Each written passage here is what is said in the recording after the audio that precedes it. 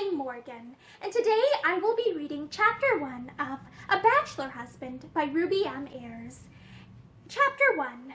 Ah, then, was it all spring weather? Nay, but we were young, and together.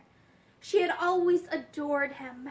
From the first moment he came to the house, an overgrown, good-looking schoolboy, and had started to bully and domineer over her, Marie Chester had thought him the most wonderful person in all the world. She waited on him hand and foot. She was his willing bondslave. She did not mind at all when once, in an unusual fit of eloquence, she had confided in him that she thought it was the loveliest thing on earth to have a brother. Young Christopher answered almost brutally that she talked rot anyway, and that sisters were a bally nuisance. He looked at her with a sort of contempt for a moment, then added, "Besides, we're not brother and sister, really." They were not, but their fathers had been lifelong friends, and when George Chester's wife inconsiderately, or so her husband thought, died without presenting him with a son, and almost at the same time young Christopher Lawless was left an orphan, George Chester promptly adopted him. It will do Mary good to have a brother, he maintained, when his sister, Miss Chester, who kept house for him, raised an objection. She's spoilt, shockingly spoilt, and a boy about the place will knock off some of her airs and graces. Young Christopher certainly did that much, if no more, for in a fortnight he had turned Mary, who was naturally rather shy and reserved, into a tomboy who climbed trees with him regardless of injury to life and limb, who rode a cob barebacked round the paddock, who did, in fact, everything he dared or ordered her to do. Miss Chester protested to Mary's father in vain. "Christopher is ruining her. I can do nothing with her now. She's quite a different child since he came to the house." Mary's father chuckled. He was not a particularly refined man, and the daintiness and shyness of his little daughter had rather embarrassed him. He was pleased to think that under Christopher's guiding hand she was what he chose to call improving. "Do her good," he said bluntly. "Where's the harm? They're only children." But the climax came rather violently when one afternoon Mary fell out of the loft into the yard below and broke her arm. One of the grooms went running to the rescue and picked her up, a forlorn little heap with a face as white as her frock. "I fell out myself," she said with quivering lips. "I fell out all my own self." Young Christopher, who had clambered down the ladder from the loft, broke in violently. "She didn't. It was my fault. She made me wild and I pushed her. I didn't think she'd be so silly as to fall, though," he added, and with an angry look at her. "And don't you trouble to tell lies about me." The groom said afterwards that she had not shed a tear till then, but at the angry word she broke down suddenly into bitter sobbing. She did not mind her broken arm, but she minded having offended Christopher. It was the greatest trouble she had ever known when, as a consequence of the accident, Christopher was sent away to a boarding school. Hereafter she only saw him by fits and starts during the holidays, and then he seemed somehow quite different. He took but little notice of her, and he generally brought a friend home with him from school. He was getting beyond the boy stage, and developing a wholesome contempt for girls as a whole. When, later, he went to a public school, he forgot to ignore her, and took to patronizing her instead. She wasn't such a bad little thing, he told her, and next term, if she liked, she might knit him a tie. Mary knitted him, too, which he never wore. She would have blacked his boots for him if he had expressed the slightest wish for her to do so.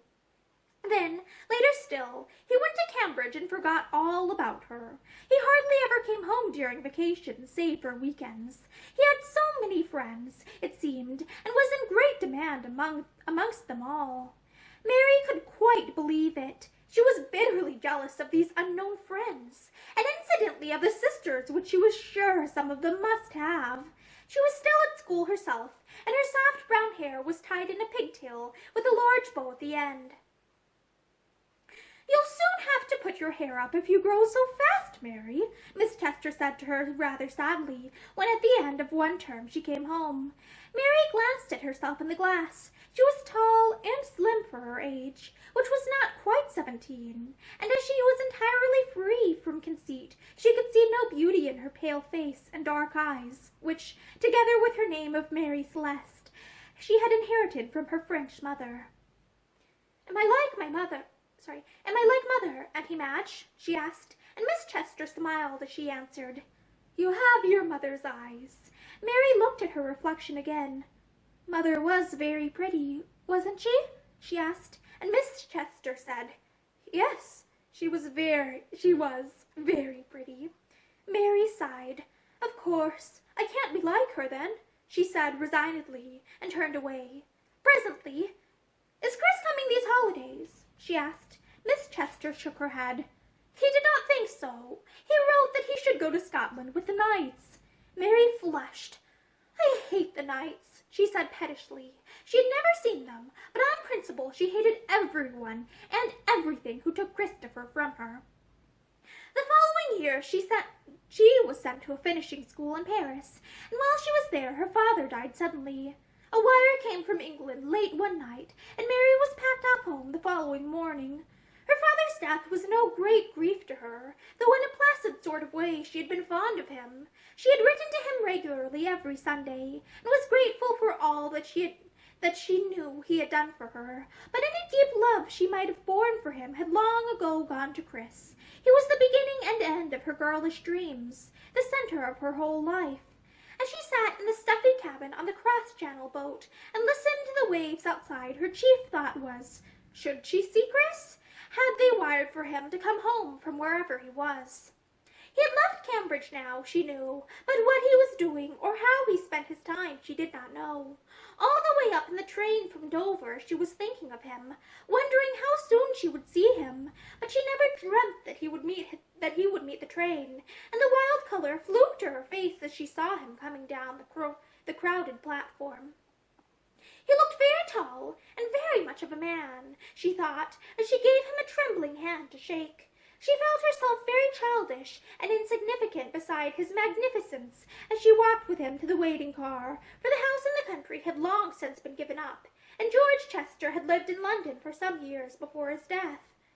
Have you got your ticket? Christopher asked, very much as he might have asked a child, and Mary fumbled in her pocket with fingers that shook. I nearly lost it once, she volunteered, and Chris smiled as he answered, Yes, that's the sort of thing you would do. He looked down at her. You haven't altered much, he said condescendingly. You're still just a kid. Mary did not answer, but her heart swelled with disappointment. She was 18, and she knew that he was but 6 years older. Years ago, that 6 years had not seemed much of a gap, but now, looking up at him, she felt it to be an insuperable gulf. He was a man, and she was only a schoolgirl with short skirts and her hair down her back. They sat opposite one another in the car, and Chris looked at her consideringly.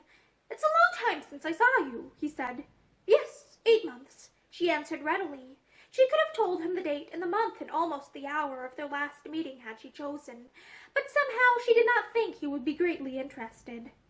It's rough luck about Uncle George, he said awkwardly, and Mary nodded. Yes. She wondered if he thought she ought to be crying. She would have been amazed if she could have known that he was hoping with all his heart and soul that she would not. He changed the subject abruptly. Aunt Madge would have come to meet you, but there is so much to see to. She sent her love and told me to say she was sorry not to be able to come. I don't mind, said Marie. She would infinitely rather have been met by Chris. Her dark eyes searched his face with shy adoration. She was quite sure there had never been anybody so good-looking as he in all the world, that there had never been eyes so blue, or with such a twinkle, that nobody had ever had such a wonderful smile, or such a cheery laugh, that there was not a man in the whole of London who dressed so well or looked so splendid. As a matter of fact, Christopher was rather a fine-looking man, and perfectly well aware of the fact. He had more friends than he knew what to do with, and they all, more or less, spoiled him. He was generally good-tempered, and always good company. He was run after by all the women with marriageable daughters, though, to do him justice, so far he evinced very little interest in the opposite sex. He looked now at Marie, and thought what a child she was. He would have been amazed could he have known that beneath her black coat her heart was beating with love for him, deep and sincere.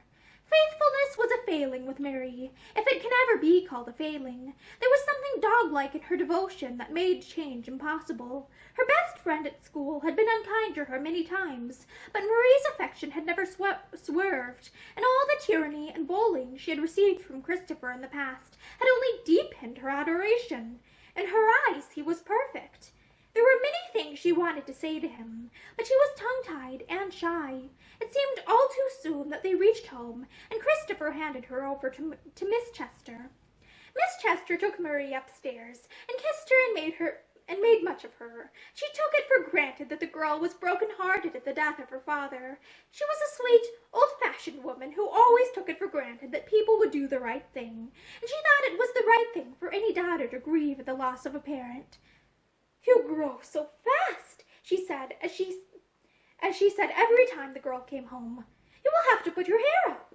Marie turned eagerly. "Oh, Auntie, tonight, may I?" Miss Chester did not think it would matter, and so presently a very self-conscious little figure in black crept downstairs through the silent house and into the dining room, where Christopher was waiting impatiently for his dinner. He turned quickly as Marie and her aunt entered. He was a man who hated being kept waiting a moment, though if it pleased him he broke appointments without the slightest hesitation. Conversation was intermittent during dinner. Naturally, there was a gloom over the house. It was only as they were leaving the table that Miss Chester said, smiling faintly, "Do you notice that Marie has grown up, Chris?" "Grown up?" he echoed. He looked at Marie's flushing face. She has put her hair up," said Miss Chester. Christopher looked away indifferently. "Oh, has she? I didn't notice." The tears started to Marie's eyes. She felt like a disappointed child. And that is the end of Chapter 1 of A Bachelor Husband by Ruby M. Ayres.